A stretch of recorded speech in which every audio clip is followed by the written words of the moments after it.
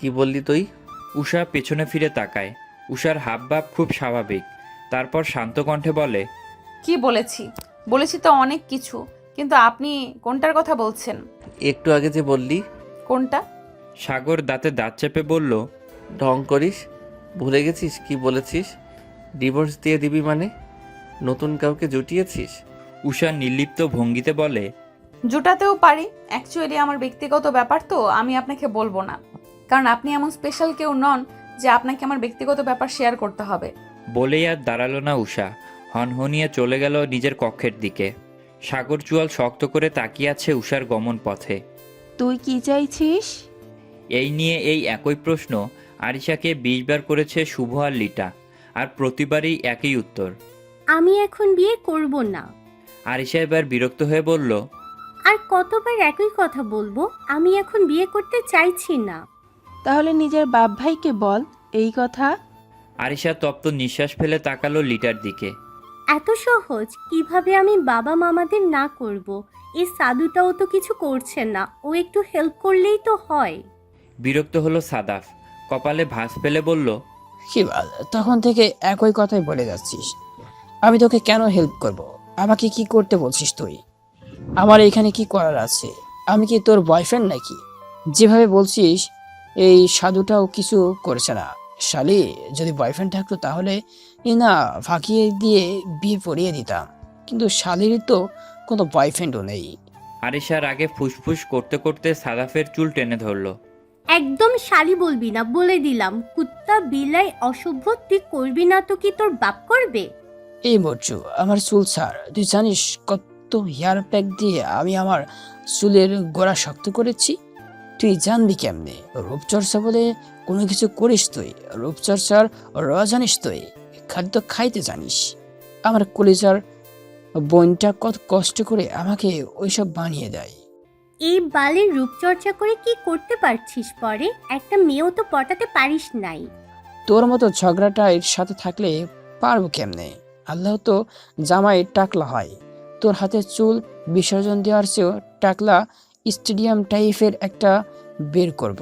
আগে থেকেই খোলা মাঠ থাকবে। আরিশা তপ্ত শ্বাস ফেলল। এই ছেলের সাথে কথা বললে তার শুধু মেজাজই খারাপ হবে, ভালো হবে না। তার চেয়ে একে ছেড়ে বাসায় যাই। পুরুষ মানুষ কাছে থাকতে দাম দিবে না, দূরে গেলে ঠিকই টের পাবে। সাদাবকে ছেড়ে উঠে দাঁড়ায় আরিশা। ব্যাগ হাতে নিয়ে পা বাড়ায় বাড়ির উদ্দেশ্যে। আরিশার থেকে ছাড়া পেয়ে সাদাব বলে, শালি, নিজের সাথে সাথে আমার লাইফটাও হেল্প করতে চাই। আমার মাথার চুল গেলে কে বিয়ে করবে আমাকে? লিটা রাগে ফুঁসতে ফুঁসতে বলে, কোনোদিন তো একটু সিরিয়াস হ আরিশার ব্যাপারে। এমন একটা সময়েও তোর মেয়েটার সাথে ঝগড়া করতে হবে? বিয়ের থেকে আনন্দের আর কিছু আছে নাকি? আমাকে একবার বিয়ের কথা বলুক, আমি নাচতে নাচতে বিয়ে করে বউকে বাসর ঘরে ঢুকিয়ে যাব। আরিশা ঘাড় ঘুরিয়ে বলে। তাহলে তুই বিয়েটা করে নে না। সাদাব অবাক হয়ে বলে, সি আরিশা, তোর ভাই ফিজিক্যালি আর মেন্টালিটি দুইভাবে একজন পুরুষ। দুনিয়াতে এত সুন্দর সুন্দর রমণী রেখে আমি তোর ওই বিদেশি ফেরত চামড়াটাকে বিয়ে করতে যাব কেন? নারী হলে ভেবে দেখতাম। বলেই লাজুক হাসলো সাদাফ। আরিশা তপ্ত নিঃশ্বাস ফেলে পা বাড়ালো সামনে। ভাই সাহেব, আজকে কোনো কথা শুনছি না। আপনি সহ বাড়ির সবাই উপস্থিত থাকতে হবে, বিশেষ করে সাগর আর উষাকে। আমি আমার বন্ধুকে বলেছি ওরা হাজব্যান্ড ওয়াইফ, ওদেরকে পরিচয় করিয়ে দিব, তাই ওদের থাকাটা জরুরি। এজন্য হলেও দুজন একসাথে সময় কাটানোর সুযোগ পাবে। সিজান ভুইয়া কিছু একটা চিন্তা করে চিন্তিত স্বরে বললেন, তা তুমি ঠিক বলেছ সোয়েব, কিন্তু এভাবে কতদিন? আমি আমার ভাই আর ভাইজির মুখের দিকে তাকাতে পারি না, চোখে চোখ রেখে কিছু বলতে পারি না। কত বড় একটা পাথর যে বুকের চাপা নিয়ে বেঁচে আছি। একটা সম্পর্ক এত জটিলতা নিয়ে টিকিয়ে রাখা যায় না। নাহিদের অবস্থাও এখন এমন হয়েছে যে ডিভোর্স দিয়ে দিলেই ভালো হবে। দেখো, যে নাহিদ সাগরকে এত বিশ্বাস করত, এত আদর করত, যার কারণে সাগর বাইরের দেশে যেতে পারলো, তাকেই এভাবে ঠকাচ্ছে সাগর। আমার পরিবারের প্রতিটি সদস্য ওর উপরে রেগে আছে। নিজের মায়ের পেটের আপন ভাই রফিদ, সে নিজেই সাগরের সাথে কথা বলে না ঠিকঠাকভাবেই। একটা মেয়ে মানুষের জীবন এভাবে টিকে না। সোহেব খান প্রতিটি কথায় মন দিয়ে শুনলেন। সিজান ভুইয়া যা বলেছেন মিথ্যা বলেননি। একটা মেয়ের জীবন এভাবে চলে না। চিন্তিত স্বরে বললেন, তাহলে কি করবেন ভাবছেন ভাই? আমি একটা চিন্তা ভাবনা করেছি। সাগরের সিদ্ধান্তই মেনে নেবেন? সিজান ভুইয়া কিছুক্ষণ চুপ থেকে গম্ভীর গলায় বললেন, দেখা যাক মারিয়া আর আরাব আসুক ইন্ডিয়া থেকে। আলিফের সাথে এ ব্যাপারে কথা বলবো। ছোটনের বিয়েটা শেষ করে এসে নাবিলকে দিয়ে নাহিদের সাথে আর উষার সাথে কথা বলবো। ওদের যদি কোনো সমস্যা না থাকে আর পরিবারের সবাই যদি আমার অন্যান্য সিদ্ধান্তের মতো এই সিদ্ধান্ত মেনে নেন, তাহলে সাগরের ইচ্ছেটাই বাস্তবায়ন হবে। আহত দৃষ্টিতে তাকালো সোহেব খান। ভুইয়া বাড়ির প্রতিটি সদস্যই জানে উষা সাগরকে ঠিক কতটা ভালোবাসে। মনে মনে তিরস্কার জানালেন সাগরকে, বিড়বিড় করে বললেন, আল্লাহ দেওয়া নিয়ামত ফিরিয়ে দিতে নেই, এর ফল ভালো হবে না। ভালোবাসা পায়ে ঠেলে দিতে নেই। দীর্ঘশ্বাস ফেলে চেয়ার ছেড়ে উঠে দাঁড়ালেন সোহেব খান। তাহলে বড় ভাবি, উষা, সাফাত, রাফিদ আর সাগর একসাথে যাবে, আর আপনারা তিনজন অফিস শেষ করে সন্ধ্যায় আসবেন। হুম। আচ্ছা তাহলে উঠি, কেমন? সোহেব খান বিদায় নিয়ে হাঁটা দিলেন সামনের দিকে। কয়েক কদম এগিয়ে যেতেই পিছু ডাকলেন সিজান ভুইয়া। দেখো সোহেব, মেয়েটা ছোট, আর 2-1 বছর যেত, তারপর বিয়েটা দিলে ভালো হতো না? মেয়েটার পছন্দ অপছন্দ জেনে নিয়েছো তো? সোহেব খান ঠোঁটে হাসি ঝুলিয়ে বলল, দেখলেই তো বিয়ে হয়ে যায় না বড় ভাইজান? আসুক, দেখুক, আমাদেরও তো জানার শোনার আছে, আর তার হাতে তো মেয়ে তুলে দিব না। সোহেব খানের এমন কথায় খুশি হলেন সিজান ভুইয়া। যাক, ভাগ্নিটাকে নিয়ে চিন্তিত ছিলেন অনেক। এত তাড়াতাড়ি বিয়ে দিতে চাননি। ছেলেটার হাতে সময় কম, ঝামেলা আছে, তাই তো এত তাড়া। সেদিনের ঘটনার পরে 2 দিন কেটে গেছে, সাগর আর উষার দেখা হয়নি। সাগর নিজেও ব্যস্ত। নিজেদের পারিবারিক ব্যবসাটা এখন একা হাতে সামলাতে হচ্ছে। তার হাতেও তো সময় নেই। 8-9 মাস পরে পাড়ি জমাতে হবে অদূর লন্ডনে। তাই তো সে সব গুছিয়ে রাখছে। আজকে যদিও তারা আছে, সকালবেলাতেই ফুফাজি এসে নিজে বলে গেছে আরিশার বড় ভাই হিসাবে সেখানে উপস্থিত থাকতে। সাগরের কাজের মধ্যেই কেবিনে প্রবেশ করলেন নাবিল ভুইয়া। সাগর ভুইয়া বাড়ির প্রথম ছেলে হওয়াতে আদর একটু বেশি পেয়েছে। 2 চাচারও তো তখন কোনো ছেলে মেয়ে ছিল না। তার উপরে সাবেদ ভুইয়ার মতো আচার আচরণ, তাই সবার ভালোবাসাটা একটু বেশি তার প্রতি। বাবু কি খুব ব্যস্ত আছিস? পরিচিত কণ্ঠস্বরে চোখ তুলে তাকালো সাগর। নিজের চাচুকে দাঁড়িয়ে থাকতে দেখে ঠোঁট প্রসারিত করে হাসল সাগর এবং বলল, একটু তো আছি চাচ্চু, তুমি আসো, বসো, একটু আলাপ করি। নাবিল ভুইয়া চেয়ারে বসতে বসতে বললেন, বসে আড্ডা দেওয়ার সময় নাই বাপ, বিকালের দিকে বেরিয়ে পড়বো। তুই কি বাসায় যাবি ফ্রেশ হতে? গেলে এক্ষুনি চলে যা, তারপর আলিফদের ওইখানে চলে আসিস। সাগর একটু ভেবে বলল, হ্যাঁ, বাসায়ও তো যাওয়া দরকার। দেখি হাতের কাজটা শেষ করতে পারলেই বের হয়ে যাব। পরে বিকেলে ফুপুদের বাসায় উপস্থিত থাকব। আচ্ছা। কিরে উষা, এখনো শুয়ে আছিস কেন? গোসল করে রেডি হয়ে নে, যাবি না আরিশাদের ওখানে? আমরা সবাই তো রেডি, তোকে নিতে এলাম শুধু। উষার রুমে ঢুকে উষাকে এভাবে খাটে মটকা মেরে পড়ে থাকতে দেখে গলা উঁচিয়ে কথাগুলো বললেন লিপি বেগম। উষা তলপেটে হাত রেখেই দুর্বল গলায় বলল, না গো বড় আম্মা, তোমরাই যাও, রাতে ফিরে এসো, আমি যেতে পারবো না। মান্থলি প্যারাটা শুরু হয়েছে, এবার হয়তো ব্যথা উঠবে, গেলে অবস্থা খারাপ হবে, তোমরাই যাও। লিপি বেগম দাঁড়িয়ে মনে করতে লাগলেন আজকে কত তারিখ। তারিখ মনে হতেই অসহায় দৃষ্টিতে তাকালো উষার দিকে। মাথার কাছে এসে বসে মাথায় হাত বুলিয়ে দিতে দিতে বলল, এবারও ব্যথা উঠেছে, কি করব বল? ডাক্তার তো আর কম দেখায়নি, পিসিওসের জন্য তো চিকিৎসাও করালাম, ওজনটাও তো কমিয়েছি অনেক, তাও ব্যথাটা যাচ্ছে না। ব্যথা তো পিসিওএসের জন্য না বড় আম্মু, কিন্তু একবার ব্যথা করে একবার করে না, এটাই প্রবলেম। আর অনেক বেশি হেভি ফ্লো হয়, দেখো না। কিছুটা চিন্তিত স্বরে বললেন, এগুলো আসলেই ঔষধে কাজ হয় না। আগে আমাদের মা চাচিরা বলতো বিয়ে হলে আর বাচ্চা কাচ্চা হলেই এসব রোগ থেকে মুক্তি পাওয়া যায়। আমার খালাতো বোনেরও তো এমন ছিল, ওই যে রিমনের আম্মু যে, ওরও তো বিয়ের পর এসব ঠিক হয়ে গেছে। এসব পিসিওসের টেস্ট কিছুই না, বুঝলি? আর হুদাই ভয় পাস যে এসব থাকলে বেবি হয় না। আল্লাহ দেওয়ার মালিক, উনি চাইলে সব সম্ভব। উষা কথা বাড়ালো না, চুপ করে রইল। এই সময়টাতে এমনিতেই মেজাজ খারাপ হয়ে থাকে, আবার যদি এমন ইউজলেস কথা বলে মাথাটা গরম হয়ে যায়। তোকে একা বাসায় ফেলে কি করে যাই বল? 12টা তো বেজে গেল। তুবা আর তোর ফুপু কতগুলো কল দিয়েছে এই পর্যন্ত। বিয়ের ঝামেলা বুঝিস তো। তুই চল, আরিশার রুমে শুয়ে থাকবি নে। সমস্যা হলে না হয় বাসায় নিয়ে যাব। না, তোমরা যাও, শুধু রাতে ফিরে আসলেই হবে। ব্যথা তো এখনো তেমন বাড়েনি, প্রথম দিন কমই থাকে। তোমরা যাও, জানোই তো, নিশ্চিন্তে যাও। তোকে একা রেখে যেতে মন সায় দিচ্ছে না। মারি বাসায় থাকলে না হয় ওকে পাঠিয়ে দিয়ে আমি তোর সাথেই থাকতাম। উফ বড় আম্মু, সেসবের দরকার নেই। তুমি থাকলেও তো ব্যথা কমে না বলো। তোমার ওখানে যাওয়াটা জরুরি। ভাবি এমন একটা ক্রিটিক্যাল অবস্থা থেকে একটু সুস্থ হয়েছে, 1 মাসই তো হয়নি, আর ফুফুও তো অসুস্থ। তুমি গেলে অনেক উপকার হবে। আর কথা না বাড়িয়ে যাও। বলছিস তুই? হ্যাঁ বলছি, যাও এবার। লিপি বেগম মেয়ের মাথায় চুমু খেলেন, মাথায় হাত বুলিয়ে দিলেন, নিচে থেকে জগ ভর্তি করে পানি নিয়ে আসলেন, ফল ফ্রুট সহ প্রয়োজনীয় সব কিছু রেখে গেলেন বেডসাইডের টেবিলের উপরে। হি কি মা, তুমি একা কেন? উর্ষি কোথায়? ও অসুস্থ, যাবে না ও। কি এমন অসুস্থ যে যাবে না? বড় আম্মু, ওকে ডাকো, কথা বলি। তোর আর দরকার নেই সাদাব, ওই তো উশি আসছে। সাদাফের উদ্দেশ্যে কথাটা বলে রাফিদ, তারপর বোনের কাছে গিয়ে দাঁড়ায়। মলিন মুখখানা দেখে বুঝে গিয়েছে যা বুঝার, শুধু মাথায় হাত রেখে বলল, আমি একটু পরেই চলে আসব, ভয় পাবি না। খারাপ লাগলে কল করবি, মেহমানদের সাথে দেখা করেই চলে আসব। চিন্তা করিস না, আর ভয় পাস না। উষা ভাইয়ের কথায় মাথা কাত করে সায় জানালো, যার অর্থ সে ভাইয়ের বলা সব কিছু মেনে চলবে। সকলে উঠে বসলো গাড়িতে। সাদাফ উষার কাছে এসে বলল, আমিও চলে আসব। চকলেট খাবি?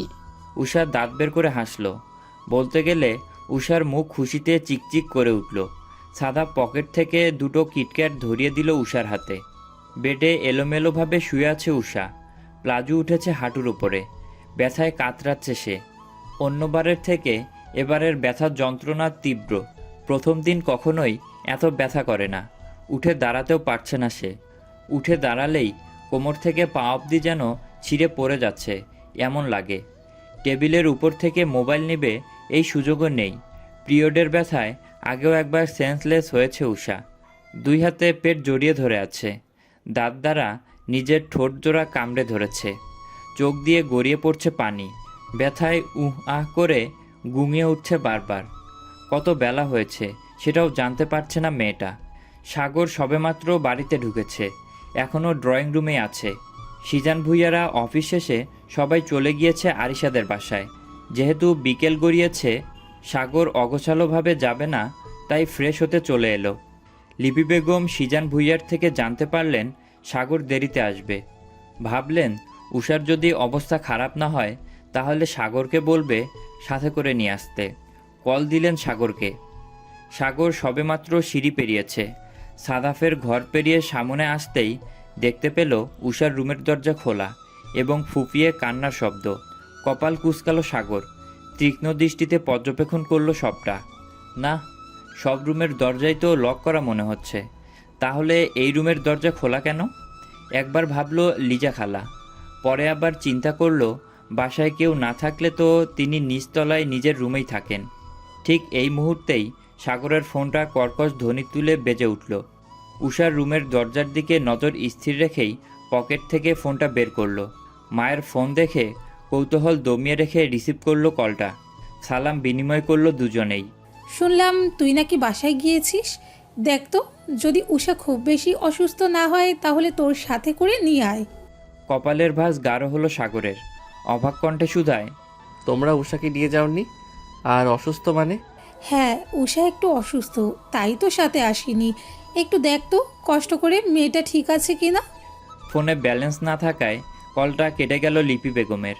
সাগর হ্যালো হ্যালো করেই কান থেকে ফোন নামিয়ে দেখলো কল কেটে গেছে। একবার পা বাড়াতে চাইল উষার রুমের দিকে, পরক্ষণেই থমকে দাঁড়ালো।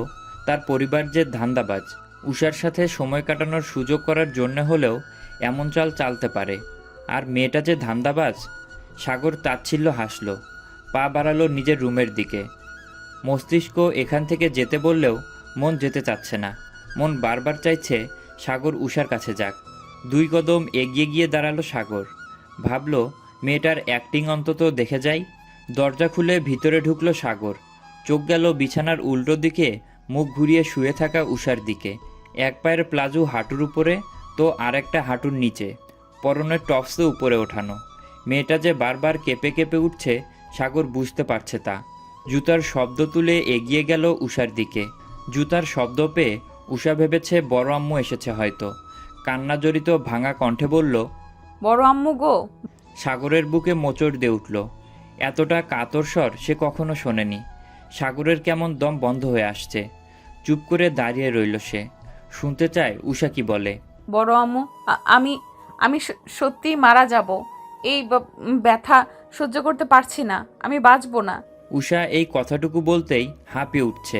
সাগর নিশ্চুপ, কপাল কুঁচকে তীক্ষ্ণ চোখে চেয়ে আছে উষার দিকে। উষা আবারও বলল, দয়া করে সকালের মতো বলো না। বিয়ে আর বাচ্চা কাচ্চা হলেই এসব ভালো হয়ে যায়। তোমার ছেলের সাথে আমার কখনোই সংসার হবে না।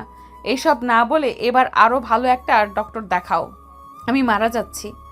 সাগর উষার মাথার কাছে বসলো। বিছানায় লাল দাগ স্পষ্ট দেখতে পেল সে। বুঝতে আর বাকি নেই তার ঘটনা কি। মনে মনে নিজের নিকৃষ্ট চিন্তার জন্য নিজেকে ধিক্কার দিল সে। কলিজা জ্বলছে তার, বুকে চিনচিন ব্যথা করছে। হাত রাখল উষার কপালে। ঠান্ডা হাতের স্পর্শ পেয়ে কেঁপে উঠল উষা। তীব্র ব্যথার যন্ত্রণায় খেই হারিয়ে পড়ে থাকা মেয়েটা বুঝল না তার পাশে কে বসে আছে। কপালে হাতের স্পর্শ পেয়ে ফুপিয়ে কেঁদে উঠল উষা। জানো জানো আমি মরে যাচ্ছি, তোমাকে কল করার শক্তিটাও পাচ্ছি না আমি। সাগর উষার মাথাটা নিজের উরুর উপরে এনে রাখল। উষার চোখ বন্ধ, শীতল কণ্ঠে বলল, আমি বড় আম্মু নই, আমি তোর সাগর ভাই। কথাটা কর্ণকুহরে পৌঁছাতেই ঝট করে চোখ মেলে তাকায় উষা। অনুভব করে সাগর ভাইয়ের কোলে তার মাথাটা রাখা। মাথায় হাত বুলিয়ে দিচ্ছে সাগর ভাই।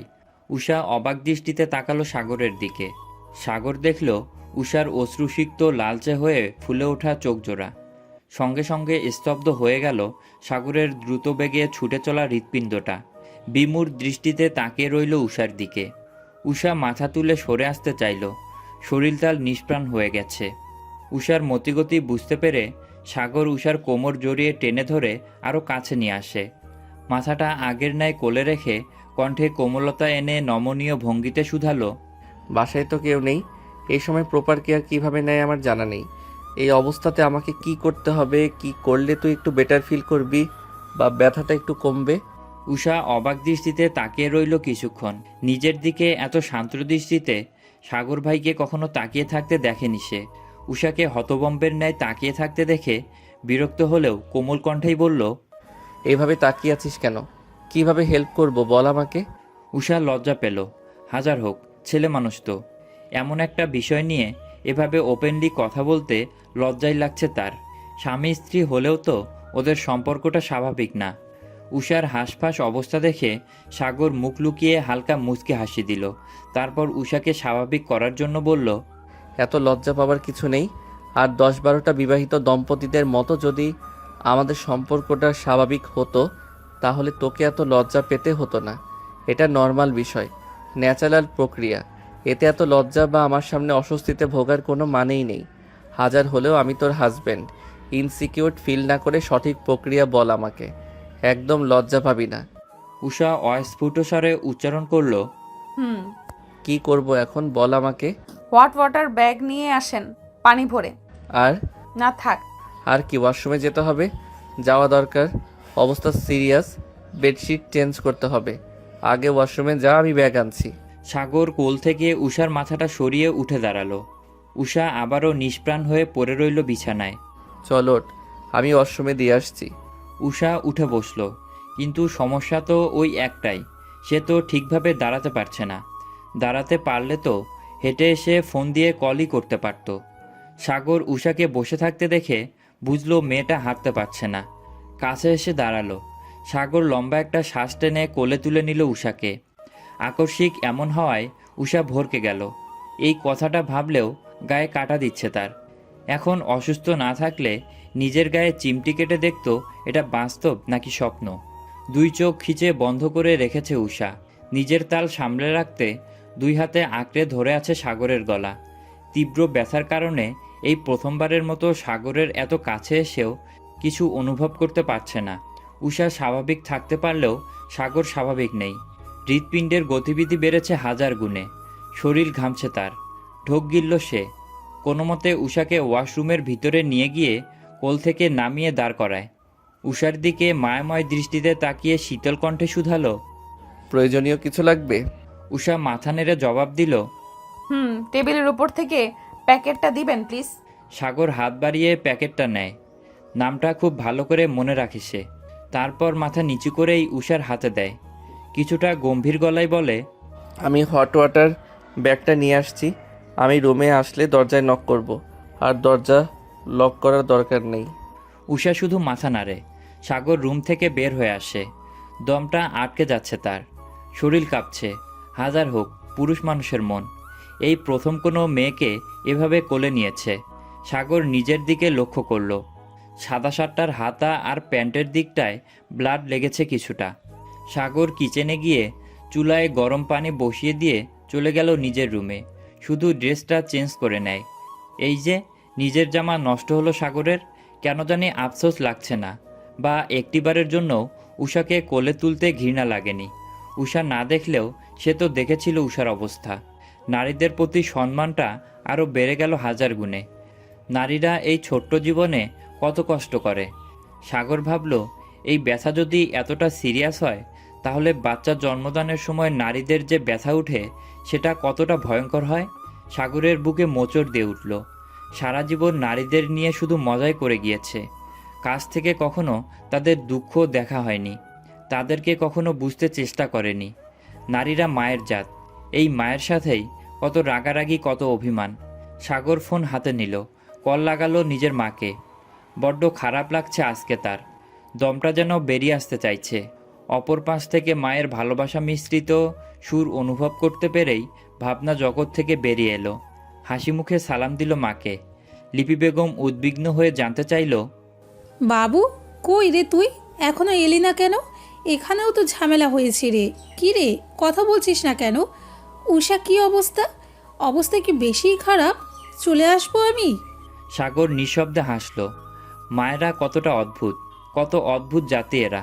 মা জাতি এমন এক জাতি, তারা মৃত্যুর দুয়ারে দাঁড়িয়েও চিন্তা করবে আমার সন্তান ভালো থাকবে তো। মা শুনো। লিপি বেগম চুপ হয়ে গেলেন। নিজের ছেলের মুখে এমন আদুরে ডাক শোনা হয় না কতকাল, এমন ব্যাকুল স্বর শুনেনি কতদিন। বল, শুনছি। নেহাল আমাকে সবটাই জানিয়েছে। তখন উষার রুমে ছিলাম বলে মেসেজ দেখিনি, এখন দেখে নিয়েছি। আমি আসতে পারছি না মা, আমি খুবই দুঃখিত। তোমরা থাকো, পরিস্থিতি সাধারণ হলে আইসো। আপাতত আমি বাসায় আছি, আর উষা ভালো আছে। আপাতত বলো হট ওয়াটার ব্যাগটা কোথায়? লিপি বেগম অবাক হলেন ছেলের কথা শুনে। সাথে এও বুঝলেন মেয়ের দারুণ অসুখ হয়েছে, কিন্তু কোথাও একটু শান্তি লাগছে। অসুস্থতায় নিজের ভালোবাসার মানুষের সেবা যত্ন পেলে মনটা খুশিতেই ভালো হয়ে যায়। মনে মনে সিদ্ধান্ত নিলেন আজকে কেউই বাড়িতে ফিরবেন না। ছেলেকে বলে দিলেন কোথায় রাখা আছে ব্যাগটা। তারপর বিদায় নিয়ে কল কাটলেন। পাশ থেকে নাবিলা ভুইয়া, তুবা, আলিফ, রাদীপ, সাদাব জিজ্ঞেস করলো, কি বলল সাগর? লিপি বেগম কিছু না বলে নাবিলা ভুইয়াকে বললেন, আপা, আজকে রাতে যদি আমরা সপরিবারে আপনার বাড়িতেই থেকে যাই, কোনো অসুবিধা হবে আপনার? বড় ভাবির এহেন কথায় মুখ কালো করল নাবিলা ভুইয়া। থমথমে গলায় বলল, সে কি ভাবি, কি বলছো এসব? আমি কি একবারও বলেছি তোমাদের চলে যেতে? আগে থেকেই তো কথা, আজকে তোমরা থাকবে আমাদের বাসায়।